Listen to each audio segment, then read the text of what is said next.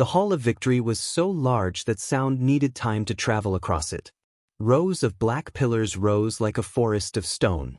Red fire burned inside long glass tubes set between the pillars, throwing warm light over polished metal floors. Above, the ceiling curved so high that the banners of conquered worlds looked small beneath it. Each banner told the same story. A world had resisted. A world had fallen.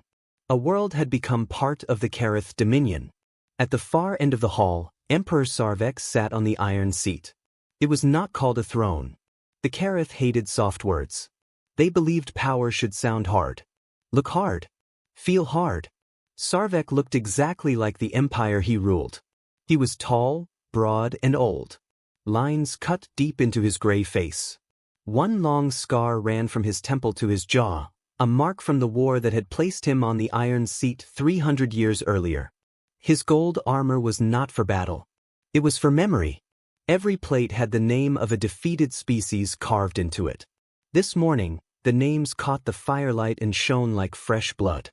Below him stood 12 warlords, 6 ministers, and the old fleet Marshal Kareth. A map of the outer galaxy floated in the center of the hall. Systems glowed in red, gold, and pale white. The red systems belonged to the Kareth dominion. The gold ones belonged to lesser allies. The pale white region at the edge of the map remained outside Imperial control. For now. Warlord Dren stepped forward and bowed. "My Emperor," he said, "our scouts have completed the Orion Reach survey. 17 rich worlds. Mineral belts. Gas giants. 3 stable lanes for supply routes. The region is ideal for expansion." Sarvek leaned back on the iron seat. "And resistance?" "Little," Dren said. "A few trade groups. Some minor colonies. One young species holding a cluster near the center." Sarvek's yellow eyes narrowed. "Name them." "They call themselves humans." The hall stayed quiet for a moment. Then one of the younger warlords laughed. "Humans," he said. "That soft little race from the edge routes?" Another joined in. "They barely speak at council stations. They keep to themselves. They trade almost nothing." "A careful prey animal," said a third. "Those are usually the easiest to break." Sarvek lifted one hand, and the laughter stopped. "How many systems?" he asked. 29 confirmed, Dren answered. "Possibly 30. Their expansion has been slow. They have existed in interstellar space for only 3 centuries.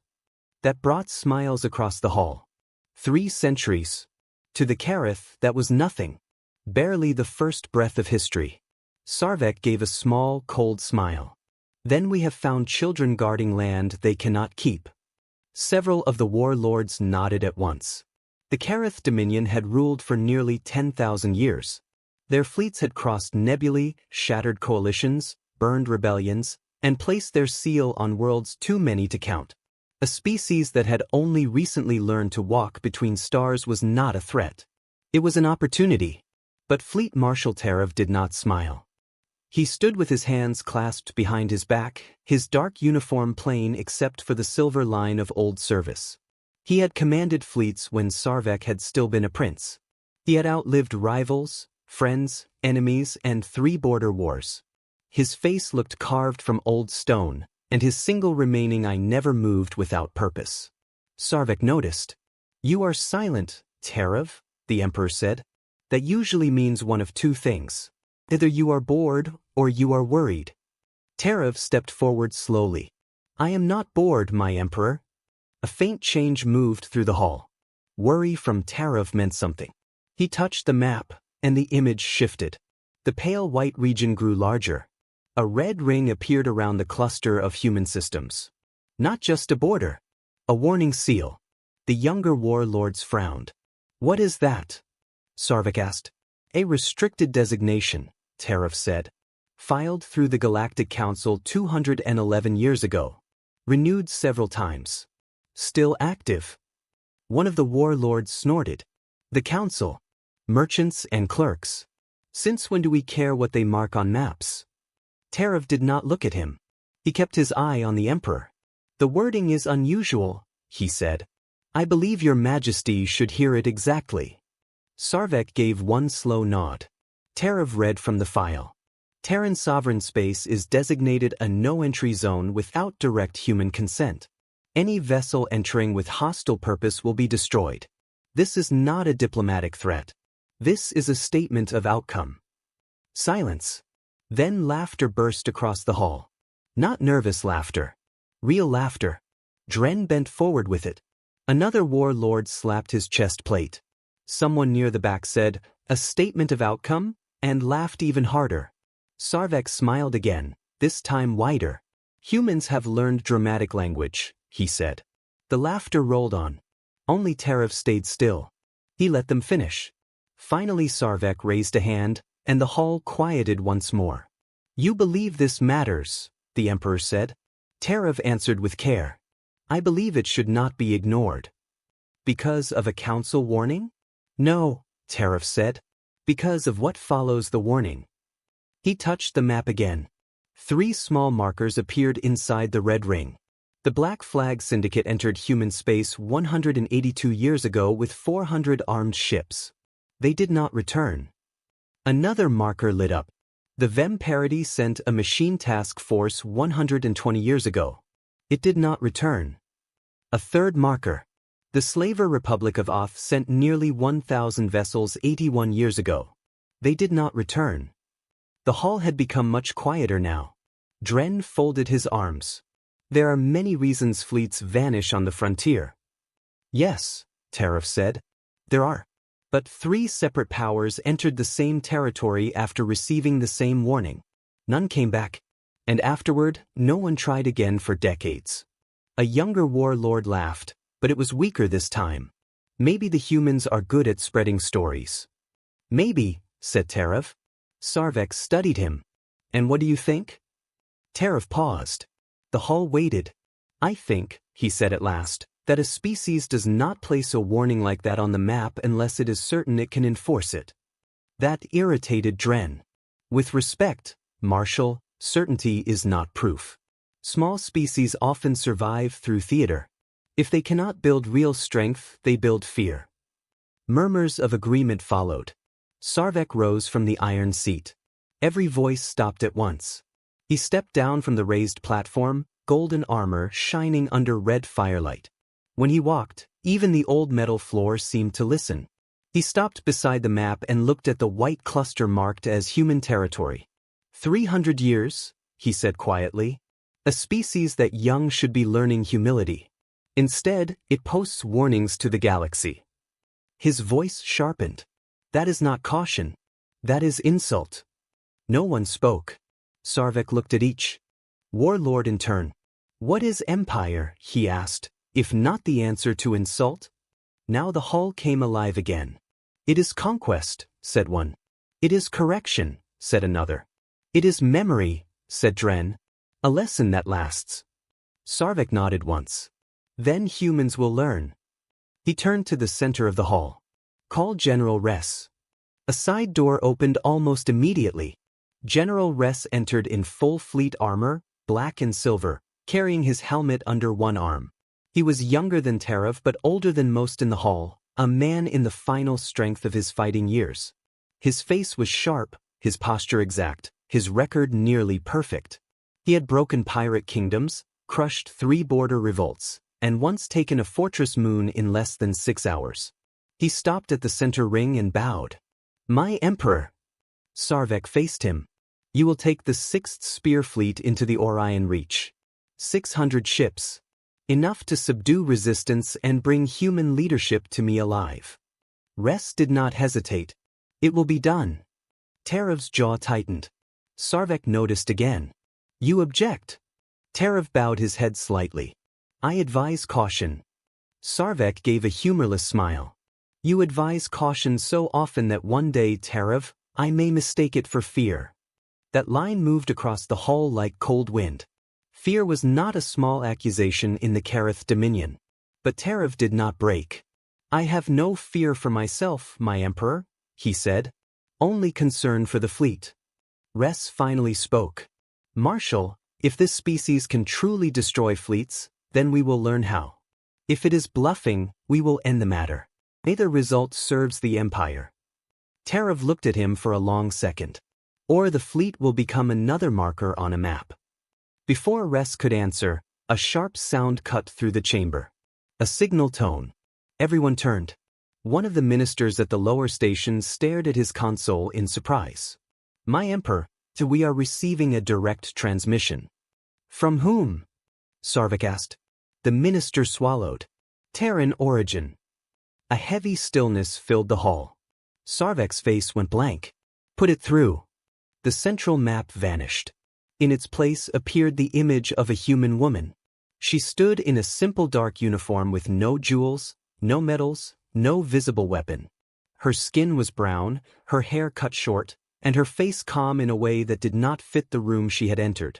She seemed almost too still, like someone standing in the middle of a storm and refusing to move. When she spoke, her voice was clear and steady. My name is Lena Ward. I am speaking for the Terran Assembly. No one interrupted. That alone was unusual. We are contacting you, she continued, because our observation arrays detected the massing of your fleet 72 hours ago. We know its size, its class structure, and its intended route. That caused movement in the hall. Not fear yet, but surprise. Their fleet preparations had been hidden behind military screens and false route signals. Few species in the galaxy could read them. Fewer still could do so without being detected. Dren stepped forward with open contempt. You expect us to believe that? Lena looked at him without emotion. Belief is not required. Accuracy is. Sarvek's eyes hardened. You speak boldly for the representative of a minor border species. No, Lena said. I speak clearly. There is a difference. Even Tarev shifted at that. Sarvek took one step closer to the projection. Then be clear. Lena nodded once. If your fleet enters Terran space with hostile intent, it will not return. The hall froze. Her words were not loud. That made them heavier. Sarvek let out a slow breath through his nose. You threaten the Kareth Dominion? Lena answered at once. No. We are warning you. Ress spoke now, voice hard. And if we ignore the warning? Lena turned to him. Then you will die. Several warlords erupted in anger, all talking at once. This is madness. She is bluffing. Cut the signal. Sarvek raised his hand, and silence returned. For the first time, there was real heat in his gaze. Do you understand who I am? He asked. Lena met his eyes through the light screen as if distance meant nothing. Yes, she said. That is why I came myself. The line landed harder than anyone expected. Sarvek's voice dropped.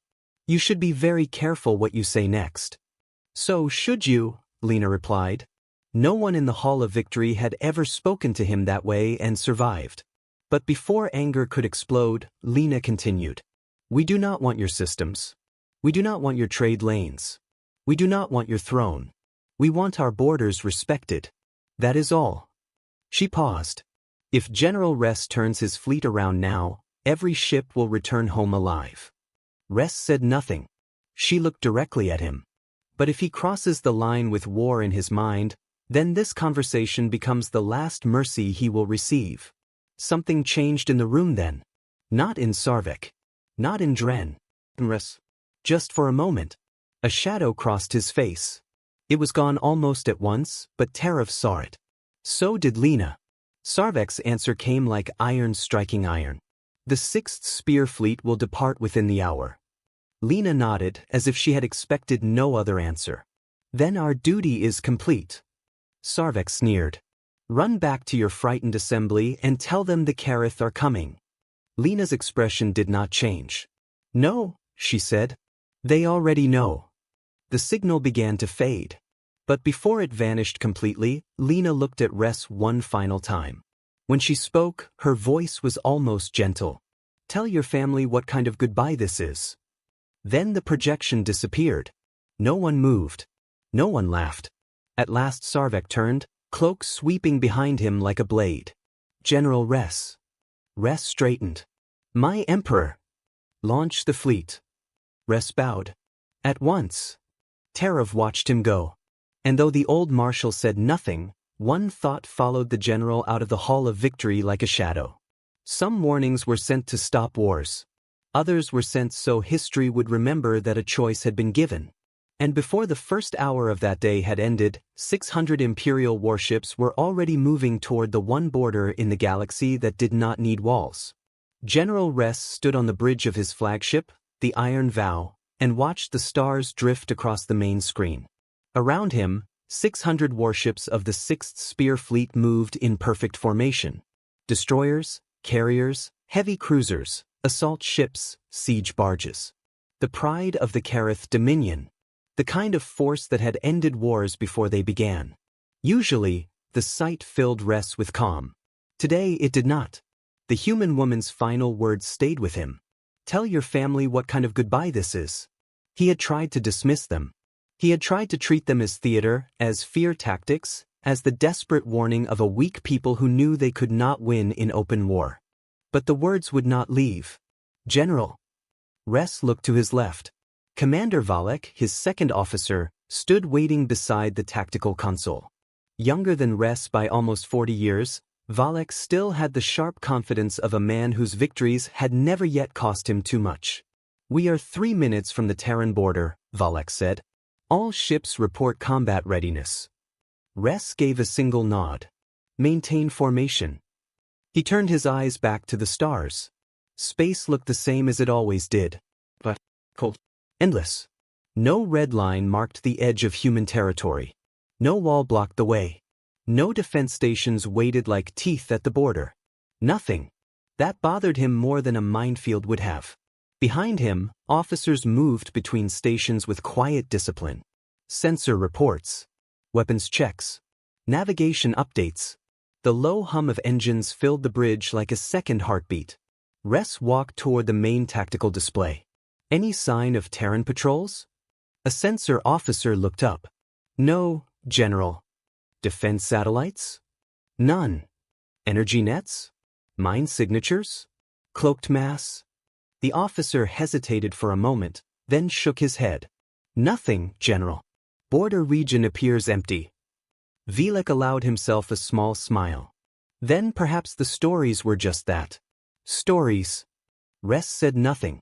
He remembered Fleet Marshal Kareth's face in the Hall of Victory.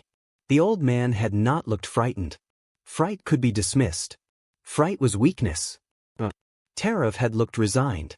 As if he had seen something before anyone else had. A chime sounded. 30 seconds to border crossing, navigation announced. Ress drew in a slow breath. All ships, he said over the fleet channel, his voice steady and hard. You are about to enter a restricted zone claimed by the Terrans. You will maintain discipline. You will hold formation. You will await my command before engaging any target. We are the 6th Spear Fleet. We do not break. We do not panic. We do not fail. 600 voices answered him at once. We do not fail. The bridge lights dimmed slightly as power shifted through the ship. 10 seconds. Ress folded his hands behind his back. 5. The stars ahead shone with the same distant calm. 3. Still nothing. 2. No mines. No signal. No enemy ships. 1. The fleet crossed into human space. For a moment, nothing happened.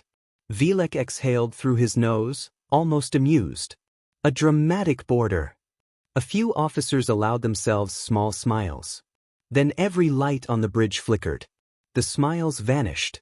The tactical display flashed white, then black, then filled with error symbols. What was that? Ress snapped. A signal officer looked down in alarm. General, we have lost fleet link. What? We cannot reach the outer wings. Communications are failing across all military channels. Restore them. We are trying. Another officer turned sharply from her station. General, long-range sensors have collapsed. I am not reading the fleet. I am not reading anything. Ress strode to her console. Impossible. But when he looked down, his blood turned cold. The display showed only one ship. The Iron Vow. Every other Kareth vessel had vanished from the tactical field. Valek moved to another console. This is wrong. Recalibrate. The officer's voice shook. I already have. Twice. Another burst of static rolled through the bridge speakers. Then silence. Not the silence of a quiet room. The silence of something listening. Ress looked at the main screen again. The stars had not changed. The void looked empty and harmless. Yet something was terribly wrong. "General," Valek said, now with no trace of confidence, "we are reading no ships within 10 light hours. Not ours. Not theirs. Nothing. That cannot be real." "I know." Ress felt a tightness spread through his chest. No explosion. No impact. No weapon discharge. And yet his fleet was gone. Not destroyed. Gone. A soft sound touched the speakers. Static. Then a voice. Human. Without strain. "General Ress," it said. "You were warned." Every officer on the bridge froze. Ress stepped toward the command station, forcing his voice into control. "Identify yourself." The voice answered at once. "Identity is not important. Understanding is." Valek whispered, "How are they inside our system?" Ress ignored him. "What have you done to my fleet?" The pause. Then the voice said, "We moved them." No one spoke. The answer was too simple. Too impossible. Ress stared at the ceiling speakers as if he could force the speaker into view. "Move them where?" "Far enough apart that they cannot support each other. Close enough that they are unharmed." A science officer whispered, "That would require." He never finished. Ress already knew. It would require power beyond anything the Kareth had ever seen. "Why?" Ress asked. The voice remained calm. "Because you are the decision-maker. Because we hoped distance might give you clarity." The bridge felt colder now. Ress kept his face hard, but he could feel every officer watching him. Watching for certainty. Watching for weakness. "You interfere with an imperial fleet," he said. "You speak as if that grants you authority." "No," said the voice. "We speak as people defending our home." The main screen flickered. The stars vanished. In their place appeared a field of wreckage so vast that for a moment no one on the bridge understood what they were seeing. Then the shape of broken hulls became clear. Ships. Thousands of them. Torn open. Split apart. Scattered across black space like bones. "This," the voice said, "was the Black Flag Syndicate." Another image replaced it. A graveyard of twisted machine hulls. Pieces still drifting in frozen silence. The Vem parody. Then another. Burned transports. Cracked warships. Shattered command spires. The Slaver Republic of Oth. Ress could not look away. He had seen battlefields before. He had created some of them. But this was different. This was not war. This was erasure. "We warned them all," the voice continued. "We told them to turn back. They did not listen. They died." The stars returned. The main screen went back to normal. As if the dead had never been shown at all. Ress heard one of his bridge officers breathing too fast. Valek's hands were clenched at his sides. Ress forced himself to speak with contempt he no longer fully felt. "You expect me to believe old wreckage and stories?" "No," the voice said. "We expect you to decide whether pride is worth 600 ships." That hit the bridge like a physical blow. Ress straightened. "Return my fleet." The pause. Then the human voice answered, "If you retreat now, every ship will be returned unharmed. If you continue, responsibility becomes yours." The line stayed hanging in the air. Ress thought of Sarv, of the Hall of Victory, of what failure meant in the Kareth Dominion.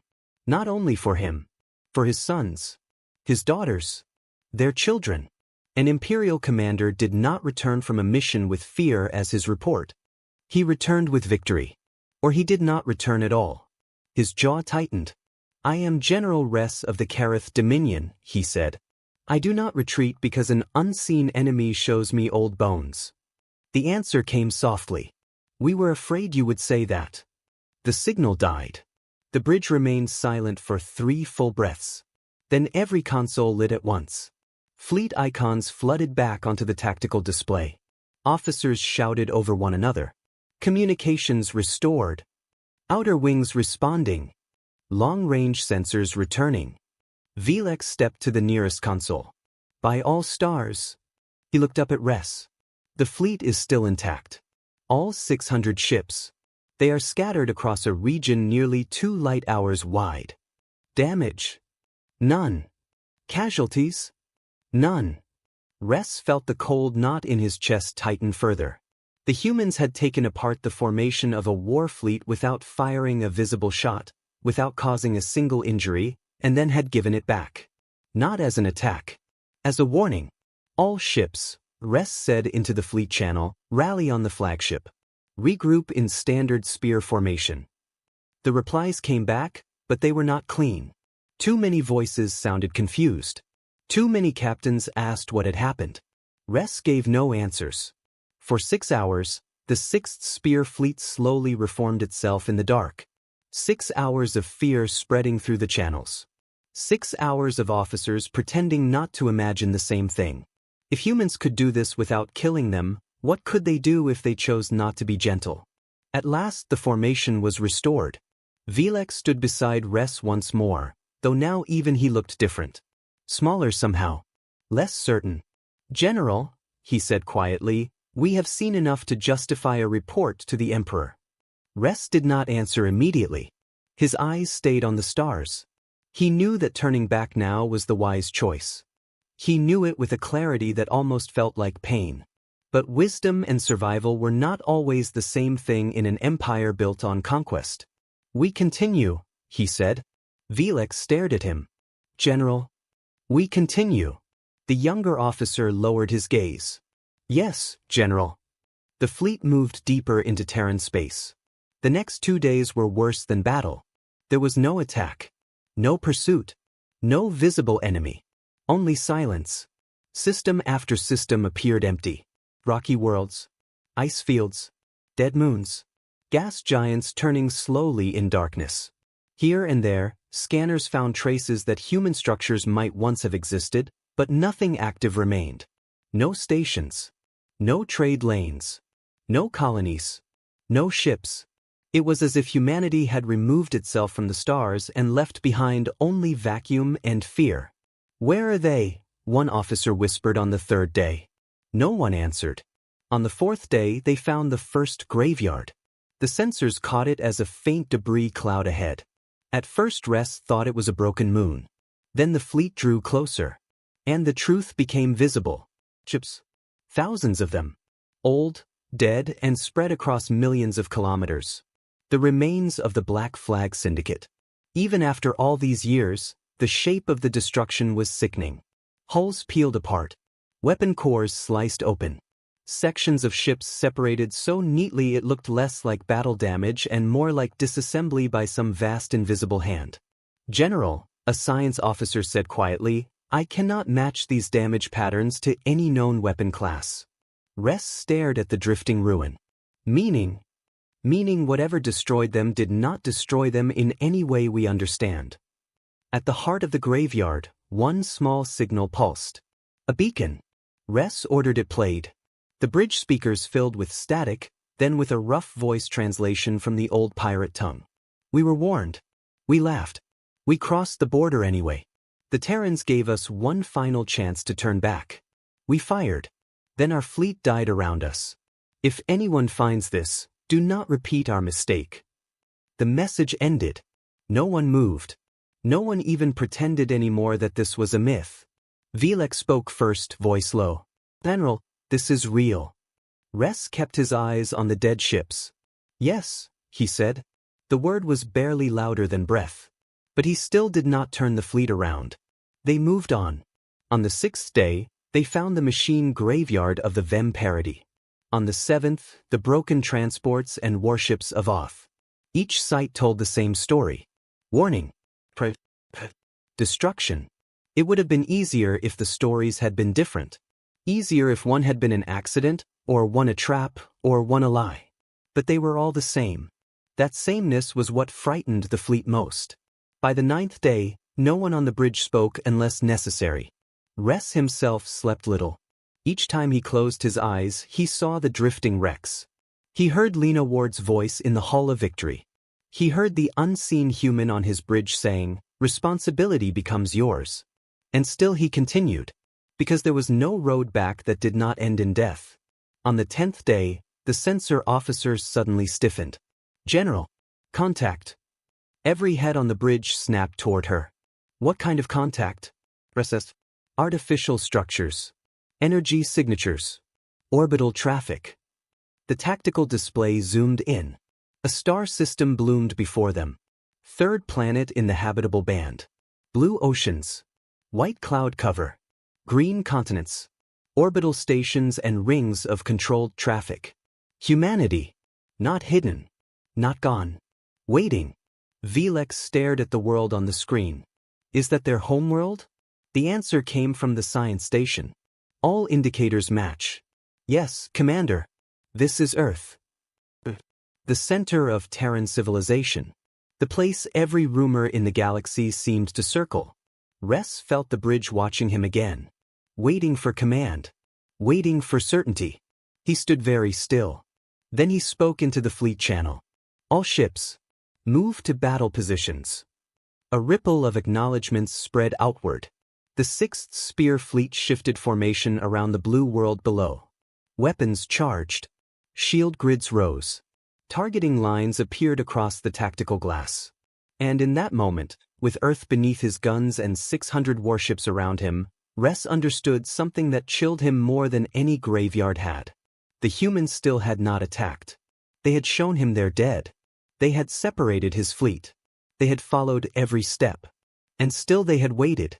As if even now they hoped he would make a different choice. The bridge lights dimmed. A signal touched every speaker at once. This time no static came first. Only a human voice. Tired. Almost sad. General Ress, it said, you have seen enough to know what happens next. Ress looked at the world below. Then at his fleet. Then at the stars beyond. For one final moment, he could still choose. But duty, pride, fear, empire, bloodline, memory, all of it closed around him like chains. His voice, when it came, sounded harder than he felt. All ships, he ordered, prepare to fire. And above the quiet blue world of Earth, the first targeting lights of the Kareth Dominion came. Alive. Above Earth, 600 Kareth warships opened their targeting grids like a ring of steel. General Ress stood on the bridge of the Iron Vow and felt every eye on him. No one spoke. The blue world below turned slowly in silence.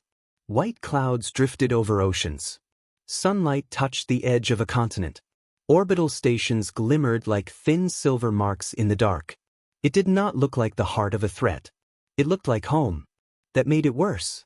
The human voice returned through every speaker on every ship. We gave you time, it said. We gave you proof. We gave you distance, warning, and choice. This is the last moment in which your people live because of your decision instead of die because of it. Ress closed his eyes for one short breath. Then he opened them. I did not come here to be judged, he said. No, the voice answered. You came here to conquer. Ress lifted his head. All ships. Fire. The 6th Spear Fleet answered at once.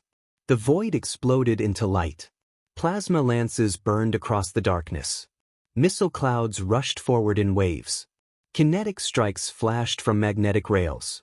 600 warships released enough force to break moons and burn cities from orbit.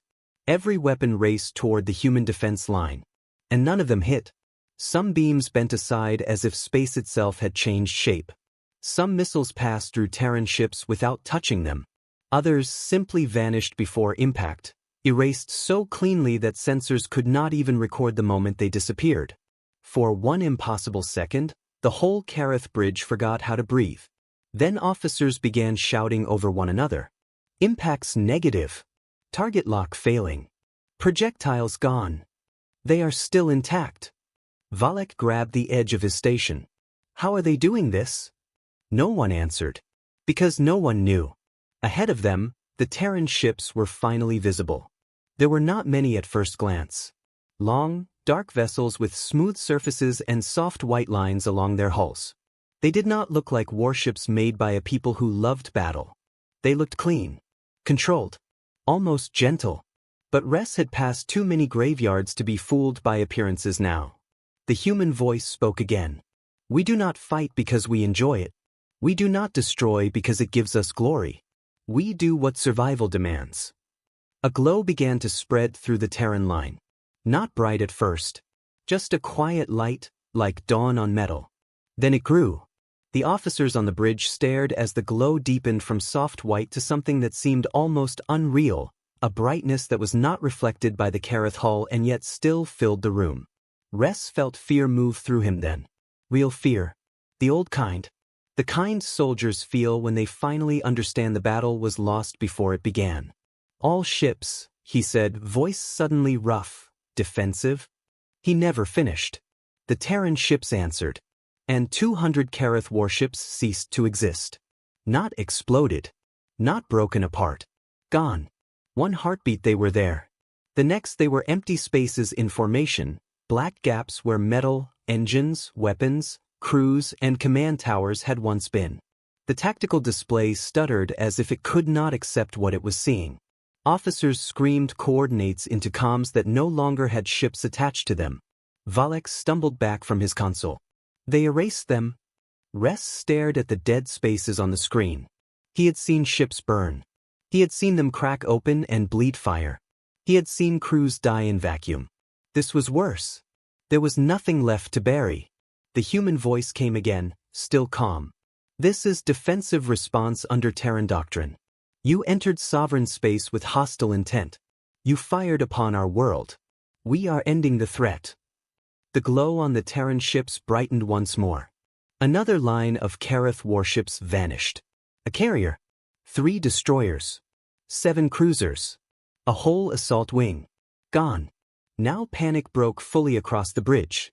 General, shields are useless. We cannot lock targets. Outer formation collapsing. Requesting retreat instructions. Ress gripped the edge of the command rail so hard his hands hurt. He looked at Earth again. Still turning. Still untouched. The Terrans had waited until the exact second his fleet became an active threat. Then they had answered with perfect control. No anger. No waste. No chaos. Just certainty. And in that certainty Ress finally understood the deepest terror of humanity. They did not need war. They had made war unnecessary. All ships, he said, this time with no strength left in the words, retreat. Break contact. Maximum withdrawal. The order shot across what remained of the fleet. The Kareth formation shattered at once. Ships turned hard away from Earth. Engines flared. Surviving captains abandoned all discipline in the rush to escape. The Terrans did not chase them. They did not need to. From every speaker, the final message followed the fleeing fleet into darkness. Go home, General Ress. Tell your emperor what you saw. Tell him we wanted no part of this. Tell him we want only our border, our people, and our peace. But tell him this as well. If he sends another fleet, we will destroy that fleet. If he sends 10, we will destroy 10. We do not issue threats. We state outcomes. The signal ended. No one on the bridge spoke for a long time. The stars moved slowly beyond the main screen. Behind them, Earth remained blue and quiet, untouched by fear. Ahead of them, the path back to Imperial space felt longer than any journey Ress had ever taken. The Hall of Victory was silent when Ress returned. The silence felt wrong. This hall had always carried pride, orders, applause, laughter, anger. Never this. Never the silence of people waiting to hear whether their universe still worked the way it used to. Only 347 ships had crossed back into Kareth space. The rest had been left behind as absence. General Ress entered the hall alone. He walked past banners of conquest and old statues of emperors who had never imagined defeat. His armor was still intact, but it felt heavier than battle damage ever had. He reached the center ring and knelt before the iron seat. Emperor Sarvek did not tell him to rise. The emperor's face was unreadable. At his side stood Warlord Dren, several ministers, and Fleet Marshal Kareth. The old marshal looked neither pleased nor surprised. He looked tired. Sarvek's voice came down from the iron seat like cold stone. Report. Ress lifted his head. He told the truth. He told them about the crossing, the separation of the fleet, the graveyards, the warnings. the world called Earth. The weapons that bent and vanished. The ships that had simply ceased to exist. When he finished, no one spoke for several heartbeats. Then Dren laughed. It was not joyful laughter. It was angry laughter. The kind that comes when a man cannot accept reality and tries to crush it by sounding stronger than it. Impossible, he said. No weapon does this. No species that young hold such power. You fled from tricks, Res. You turned fear into myth. Res did not even look at him. I watched 200 ships vanish in front of me. And I am to take your word for that? You are to take the fact that I came home without victory as proof that this is beyond anything we have faced. Dren stepped forward. Or proof that you failed. Res finally turned to him, and whatever Dren saw in his eyes made him stop for just a moment. Failure and warning are not the same thing, Res said. Sarvek rose from the iron seat. That ended the exchange instantly.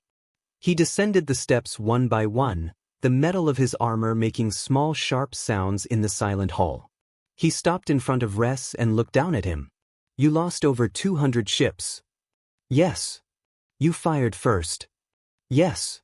And you returned without even touching their world. Yes. Sarvek's jaw tightened. Then he asked the one question that mattered most. Can they be beaten? Res did not answer quickly. Because truth had a cost. But lies had a larger one now. I do not know, he said at last. Not by force we understand. That was enough. Dren turned sharply toward the Emperor. My Emperor, give me the Grand Hammer fleet. 1,200 ships. I will not creep through their border like a frightened child. I will strike before they can prepare. Terav spoke before Sarvek could answer. They were prepared before Res even crossed the border. Dren rounded on him. Then you would have us do nothing? I would have us survive. The words hit the hall harder than any shout. Sarvek slowly turned toward Terav. Survive, the Emperor repeated. Terav stood straight beneath the Emperor's gaze. Yes. Because for the first time in generations, survival is the question in front of us. The Emperor's face went still. That stillness was more dangerous than anger. You would have the Kareth Dominion retreat because of one damaged fleet? One damaged fleet, Terav said, one impossible border, 3 historical graveyards, and a species that has now demonstrated total confidence, total control, and no interest in conquest. Dren spread his arms in disgust. Listen to him. He has already surrendered in his mind. Terav did not look at Dren. No. I am simply the only one in this room still capable of hearing the warning for what it is. Sarvek walked back to the iron seat but did not sit. Instead he turned to face the whole hall. For 10,000 years, he said, the Kareth Dominion has answered resistance with force. That answer built this empire. His voice rose. We will not become weak because one border species has learned a few clever tricks. Res closed his eyes. He already knew the next words before Sarvek spoke them. Warlord Dren, said the Emperor, you will take command of the Grand Hammer fleet. Not 1,200 ships. 2,000. Every class. Every weight division. The largest armada this empire has assembled in living memory. The hall stirred with shock. Even Dren had not expected that much. Sarvek continued. You will enter Terran space. You will break their illusion of strength. You will burn their defenses, drag their leaders back in chains, and show the galaxy what happens to those who embarrass the Kareth Dominion. Dren dropped to one knee, armor ringing against the metal floor. It will be done, my Emperor. Res felt something inside him sink. Not because he doubted the Terrans anymore. Because he no longer doubted the Empire either. Its pride would not let it stop. Even now. Even after the graveyards. Even after Earth. Even after the first defeat. Terav spoke one final time. My Emperor. If you do this, those 2,000 ships are dead already. The whole hall froze. Sarvek turned very slowly. For a moment, it seemed possible that Terav would die where he stood. But the Emperor only stared at him. Then he said, very quietly, leave my sight, old man, before I decide your caution has finally become treason. Terav bowed. Not deeply. Just enough. He turned and walked out of the hall without another word. Ress watched him go and felt envy. The old marshal at least had spoken everything that mattered. Ress had spoken truth too, but truth without power changed nothing. The Empire had made its choice. It took 11 weeks to gather the Grand Hammer fleet. 2,000 Kareth warships assembled over the throne world in ranks so vast that they darkened parts of the sky. Dreadnoughts the size of cities. Heavy carriers. Siege platforms. Missile barges. Interdiction towers. Escort screens thick as steel rain. It was a force built not for war, but for certainty. The citizens of the capital watched from towers and transit bridges and told one another that no species in the galaxy could survive what was coming. That story comforted them. It comforted Dren too. He stood on the bridge of his flagship, the Dominion's Wrath, and watched the fleet spread around him like a living wall. Now, he said to his command staff, we show the border species what empire means. Unlike Ress, Dren wasted no caution. He did not slow at the border. He did not spread his ships for analysis. He did not study the graveyards for signs.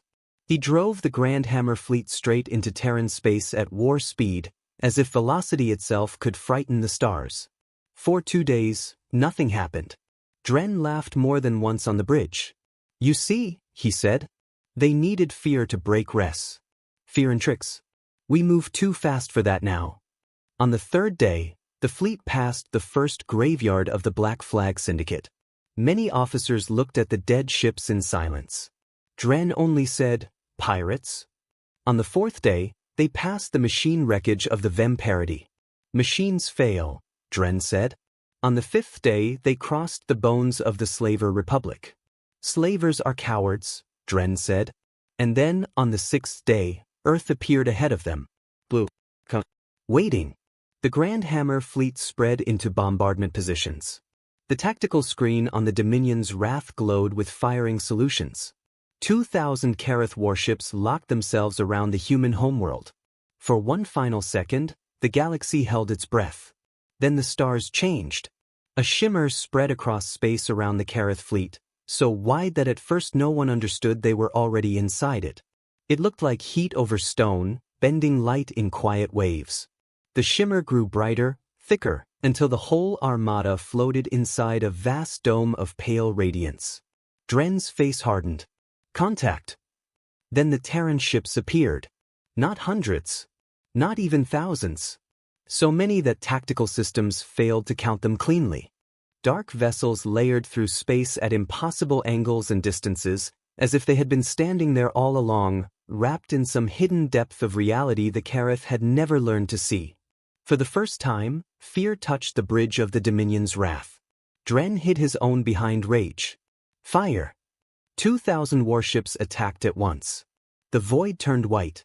And once again, every weapon failed. Beams bent away. Missiles vanished. Projectiles passed harmlessly through Terran hulls or dissolved before contact. The human response came not through comm delay, not through signal lag, but everywhere at once. Warlord Dren. We warned your Emperor. We warned Ress. We warned you with every grave you passed on the way here. Why did you keep coming? Dren shouted back at the air itself. Because this galaxy belongs to those strong enough to take it. The answer came with terrible softness. Then you still do not understand us at all. The Terran fleet began to glow. Across all 2,000 Kareth ships, every officer who had studied the reports knew instantly what came next. Some screamed warnings. Some tried to turn away. Some prayed. Some simply stared. The light deepened. And the Grand Hammer fleet began to die. Entire battle lines vanished in pulses of white. Dreadnoughts ceased to exist mid-turn. Carrier groups disappeared before their fighters could launch. Screens of escort ships blinked out so fast that tactical displays could not remove the icons quickly enough. On the Dominion's Wrath, officers fell into chaos. Rear groups gone. Left hammer wing gone. We are losing ships faster than the systems can. Command links collapsing. Retreat vector blocked. Dren stared at the tactical screen as the largest armada in Imperial history was erased in layered rings of nothing. Not shattered. Not defeated. Removed. At last, for the first time in his life, he whispered words he had once mocked in others. "We surrender." The human answer came immediately. "No." Silence hit the bridge harder than any explosion. "You fired on our world," the voice continued. "You came after repeated warning. You were given knowledge, distance, proof, and choice. There is no surrender after the act you chose." The light reached the flagship. Dren took one final breath. Then the Dominion's wrath and everything inside it vanished. And in less than 1 hour, the Grand Hammer fleet was gone. Every ship, every gun, every dream of vengeance, gone. 5 days later, a single Terran message appeared on every screen in the Hall of Victory. Emperor Sarvek read it in silence. "The Grand Hammer fleet has been destroyed. We warned Res. We warned Dren. We warned you. We do not want your empire. We do not want your worlds. We want only our right to exist in peace. Do not send another fleet. If you do, the result will be the same. This is our final warning." No one in the hall spoke after the message ended. No one needed to. The Kareth Dominion had spent 10,000 years teaching the galaxy what fear felt like. Now, for the first time, fear had come home. Sarvek remained standing before the dead screen while the silence stretched around him. Res stood at the edge of the hall, no longer in command, no longer even sure what empire meant. Beside him, Terav had returned. The old marshal looked at the Emperor for a long time. Then he said the one sentence no one else had the courage to speak. "It is over." Sarvek did not answer. Because for once, pride had no language left. Outside the Hall of Victory, the Empire was already beginning to crack. Outer systems sent fewer reports. Old subject worlds slowed tribute deliveries. Trade houses grew cautious. Governors started speaking in private about local defense instead of imperial expansion. The Kareth Dominion still stood, but it no longer looked immortal. And far away, inside their narrow region of stars, humanity did not celebrate. They did not sing a victory. They did not raise monuments. They returned to their worlds, rebuilt their lines, strengthened their border, and watched the galaxy in silence. Because they had learned the lesson every empire before Sarvek had refused to learn. Peace without strength was only a pause before invasion. And so human space remained what it had always been. And absolutely untouchable. From that day on, every star map in civilized space carried the same mark at the edge of Terran territory. Restricted. No entry without consent.